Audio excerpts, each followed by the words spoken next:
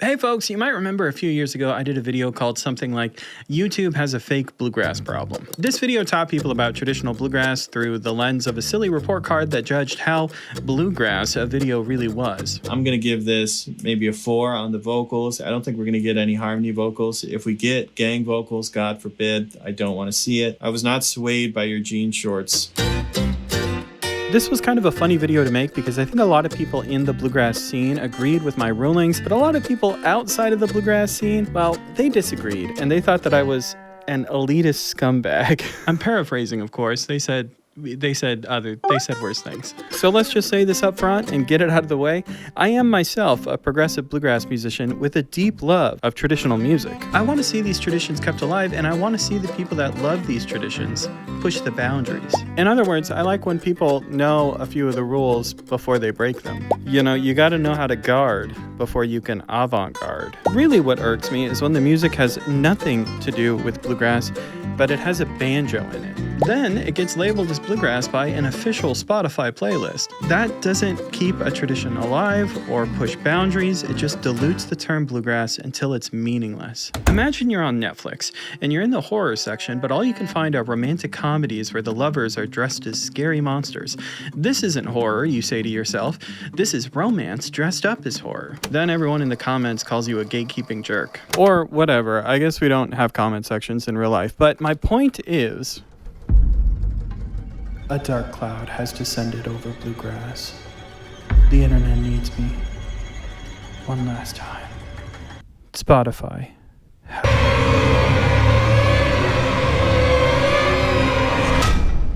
Time to answer a more difficult question. What is bluegrass? We can't tell if Spotify has a fake bluegrass problem if we don't know what bluegrass is. So to answer that question, we've made this goofy report card.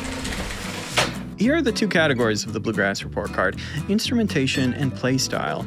We won't be talking about visuals this time because these aren't videos, and we won't be talking about repertoire because, well, you'll see.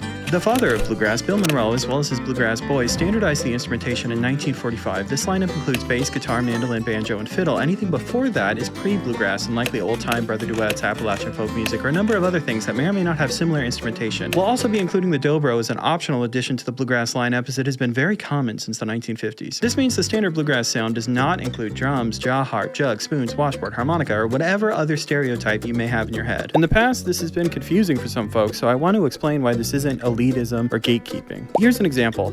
Bagpipes aren't a rock instrument, but rock artists like AC/DC have recorded rock songs that feature bagpipes. This exception to the rule doesn't mean that the standard rock lineup of guitar, bass, drums, and sometimes keys isn't the standard. I'm not trying to deny experimentation from some high horse, and I'm not denying that there aren't fuzzy lines when it comes to genres and instrumentation. I'm just defining generalities that we can see across almost 100 years of bluegrass history. Almost 100 years of bluegrass history. And honestly, when you're not looking at stereotypes in the mainstream media, but instead listening to the real bluegrass music, you'll notice that all the jugs and spoons mostly disappear. To add to that, let me quote myself from last time we did this. If the music was pizza, we're not asking if it's great pizza. We're asking if it even qualifies as a pizza, and we're using a stupid homemade rubric to test it. Let me say that again for the people in the back. We're not testing if this is good music or bad music. We're just testing if it's bluegrass music. There's tons of great Americana and folk music that I love that would fail the stupid report card. Now let's talk about how all these instruments are generally played, and we're gonna go fast. Guitars are larger bodied, acoustic, and played with a flat pick. We should hear open chords and boom chuck rhythm. Mandolin is played with a flat pick. We expect to hear a chop rhythm style with few, if any, open chords. Banjo should be played scrug style on a 5-string resonator bluegrass banjo. Dobro should be played with 3-finger style and a steel slide. For bluegrass bass, upright is preferred. Electric basses are reluctantly okay. They've been used in bluegrass bands for over 50 years. Bluegrass fiddle should sound like bluegrass fiddle. We can spot you classical violinists a mile away. Vocals are generally solo, duets, trios, and quartets. If the vocal is a duet, we expect a lead vocal and a tenor vocal. If the vocal is a trio, we expect either baritone, lead, tenor, or lead, tenor, and a high bari. In a quartet, we expect to see bass, bari, lead, tenor. Each category will be rated out of 10, and we will be rating each instrument separately. Instrumentation and play style will be rated relative to how many bluegrass instruments you have present in the recording. I also reserve the right to give a small bonus to anyone that I like. Anyway, let's go to Spotify, and let's try this thing out. And finally, I can reveal the reason why we're not looking at repertoire this time around is because we are in the official Spotify Bluegrass Covers playlist, which won't have a lot of traditional bluegrass tunes in it. All right, the first one that is screaming at me is Espresso over here. That looks like a Sabrina Carpenter cover by I'm With Her. That's Sarah, Aoife, and Sarah again, no H.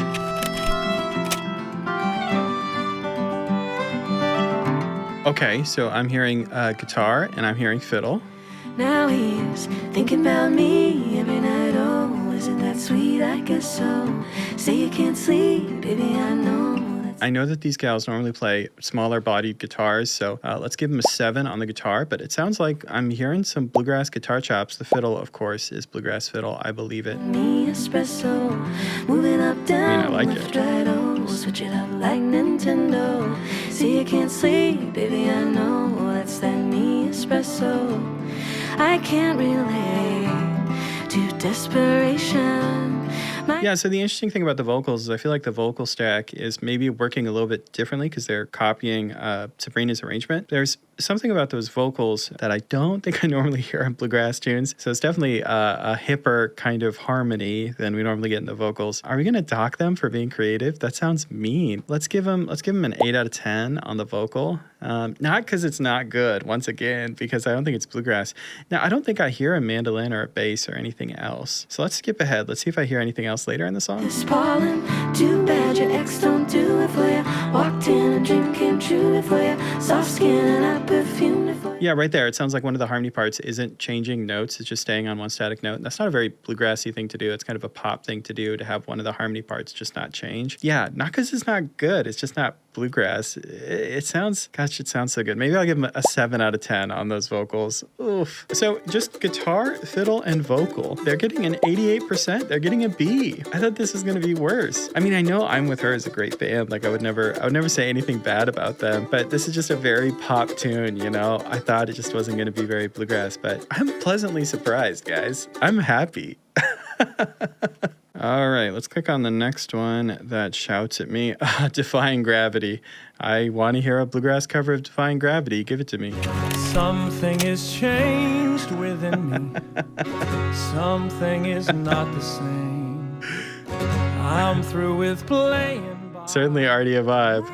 rules of someone else's game. Okay, let's get into it already. I hear a guitar. It sounds like it could be a dreadnought. I don't really know how they're playing it yet, but I hear vocals, and the vocals are pretty theatrical. It's a theatrical song. It's not very bluegrassy. Let's give them a 5 out of 10 on the vocals so far. Let's see if we get some more instruments creeping in. Too late for second guessing. Too late to go back to sleep. It's time to trust my instincts. Close my eyes. Come on. And leap. It's time to try defying gravity. I think I'll try defying gravity, and you won't bring me down. Okay, so I hear a mandolin. The mandolin is chopping. It's mixed a little quieter than I would. I hear boom chuck on the guitar. I just heard fiddle, right? And the only thing that's docking them is the vocal performance. But otherwise, this is good, man. And there's definitely a bass in there too. I'm not sure if I hear banjo. It might just be mixed real quiet. Let's keep listening. I'm through accepting limits, 'cause someone says they're so. Some things I cannot change, but till I try, I'll never know. Did he duck that? Is that supposed to be the octave up? Who knows? He's doing great. Long I've been afraid of losing love. I guess I've lost. Well, if that's love, I guess this isn't exciting for you if you're not a fan of musicals, but this is pretty cool. I'll start sooner by defying gravity. Kiss me goodbye. I'm defying gravity. Okay, so I hear a gal hitting the tenor part. It's probably a third up. That's probably stylistically correct. Let's bump that vocal score up to a 7. Let's give him a little love. Did not like the yoo-hoo. That's bumping you back down to a 6.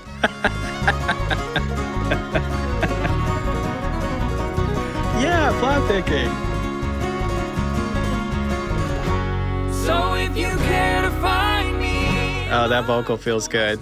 Back to a 7. As someone told me lately, everyone I feel like I hear a banjo in the left channel, but it's just so quiet. I mean, I can't hear the banjo that well. We're gonna give him a 7 out of 10 because I can't hear you, man. Take a message back from me. Tell them how I'm defying gravity. Yeah, I want to hear the the big finish. Da!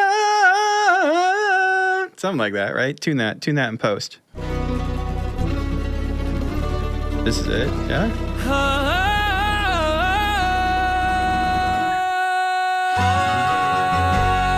Yeah, that's good. That's good. I can't believe it. I can't believe it, guys. That is a 95%. That's an A. What was the last one? A B? It's a B, now an A? We're doing good. I'm not sure if Spotify has a fake bluegrass problem. We'll have to do another episode of this series to find more fakers out there. I haven't even given out any bonus points. No one needs my help, man. Oh, I see another Sabrina Carpenter, I think. Please, please, please. Please, please, please, don't prove I'm right.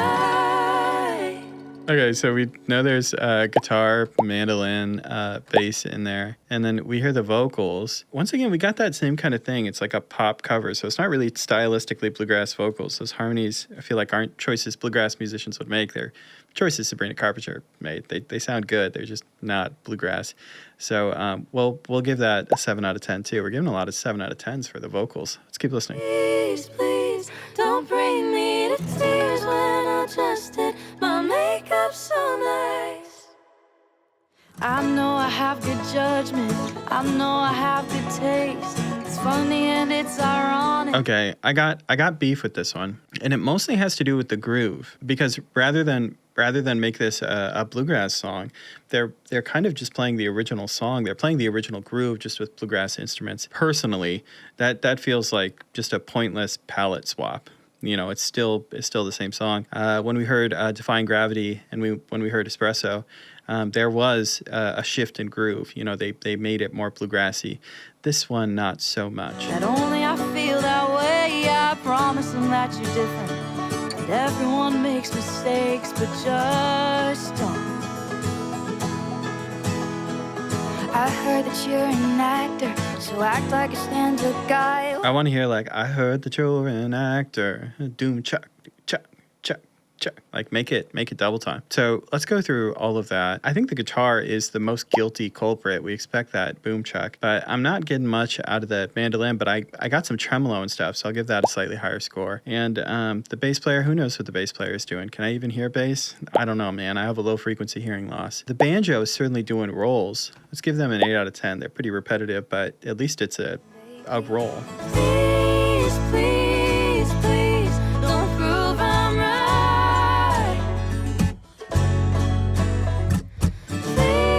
Right, that's like the little instrumental riff that happens in the original recording and everything. I mean, it's cool. It would be fun in a live show and all those things, but it's just not bluegrass. That's what the test is. The test is if it's bluegrass, not if it's fun. So I feel like I want to take one more point off the vocal. I'm sorry. So you can see, you know, we did good on instrumentation. I mean, I can't deny that you got the instruments. Although the banjo, I'm not even sure if it has a resonator on it. Let's dock that just a point or two. That takes us down to a 75%. That's a C. That's still not bad. That's still passing. Turning out to be a little bit too positive of an episode, if you ask me. Let's go to the next song. We got to find Losing My Religion, which already has a mandolin on the recording, doesn't it? Isn't that a mandolin? Maybe that's just my bluegrass brain. Okay, let's see what they did. Oh no. All right, this is where things start hurting. You got a drum set in there. I understand that you're playing with the it sounds like lightning sticks. Is that what they call them? Thunder sticks? Lightning sticks? Gosh, drums is my first instrument. I can't even remember. But still, it's drums, and you're playing the original song, guys. Okay, we're giving him a -5 for the drums. I got to do it. But I do hear a mandolin. A mandolin is there. A guitar is there. I assume a bass is there. Once again, low frequency hearing loss. What are you going to do? Let's get into the nitty gritty, though.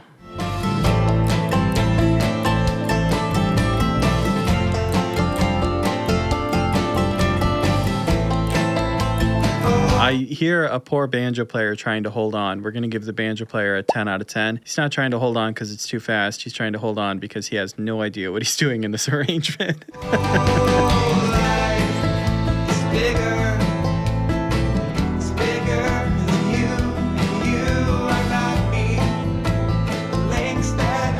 Sounds like the vocal might be double tracked. The old trick you hear in like, I don't know. I feel like I hear it a lot in like 90s rock where they record the vocal twice and they pan it right and left. You know, like Nirvana and stuff did that all the time. It's not very bluegrassy in any case. Let's give him a 5 out of 10 on the vocal. What's the mandolin player doing now? Are they chopping?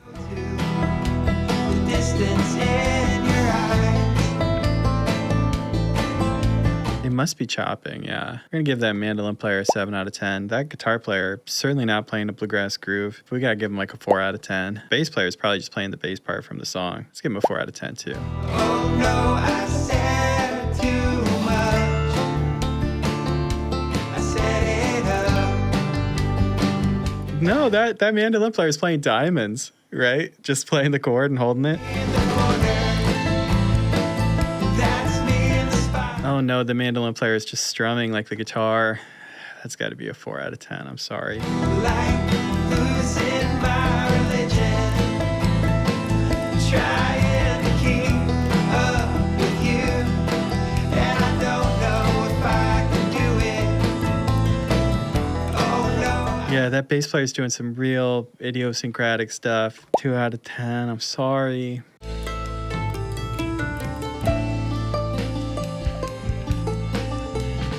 So we get this breakdown solo section.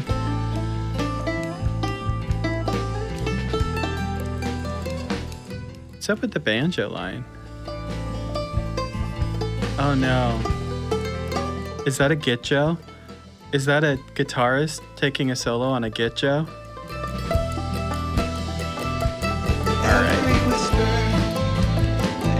Okay, final score. I don't have to listen to any more. That is a 55% total. That is an F. I will not be awarding any bonus points. I'm sorry, guys. It's just like, that's basically the normal song. I'm just saying you did the normal song with the thunder sticks and with an acoustic guitar, you know? It's certainly not bluegrass. Aha. Can't Feel My Face by the Hillbilly Moonshiners Bluegrass Band. I assume this is I Can't Feel My Face When I'm With You. Who sings that? Leave it in a comment. Oh no. This is the flat tire rhythm. This is what, who said that? I think Zeb Snyder told me that. Instead of going boom chuck, you only go boom chuck, a chucka boom chuck. A checka, boom, check. A checka. Sounds like you got a little hitch in your step. And I know she'll be the death of me. At least we'll both be numb. And she'll always get the best of me. The worst. Yeah, right. It doesn't it doesn't sound like bluegrass. It sounds like the vocals were recorded, 1 inch away from a microphone like this. Yet to come, but at least we'll both be beautiful and stay forever young. This I know. She told me don't worry about it. All right, we heard a cymbal riser and we heard a kick drum there. That's got to be at least a -5. We're going to give those vocals a 4 out of 10. But I do hear a guitar, but it's doing, like I said, it's doing that flat tire rhythm. It's not varying that pattern ever. The flat tire thing is okay if you do it sometimes, every once in a while, but it can't be the only way that you play rhythm. Otherwise, it sounds a little like hipster bluegrass, like fake bluegrass, city bluegrass or something, I think I heard a mandolin coming in. Was that what it was? Worry no more. We both knew we can't go without it. She told me you'll never be alone. I can feel my face when I'm with you, but I love it. Yeah, I'm not getting anything but a guitar. I know there's a bass in there too. I don't think it's an upright bass though, and it's not giving me the bluegrass groove. I can feel my face when I'm with you, but I love it.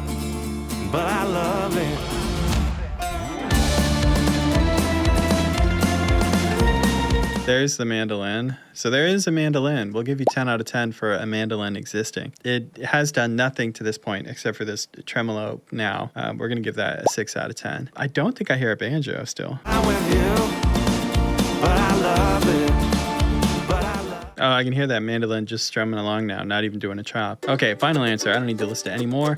We're gonna give them a 59%. Oh, so close to a D, so close to passing, but I think that's our first F. I'm so sorry. It was a weird song choice though. Not really bluegrass. A strange choice for Spotify's official playlist called Bluegrass Covers. Let me just remind you all, if you've stuck around this long, don't take this video too seriously. Just like last time, we're serious about how bluegrass works, sure.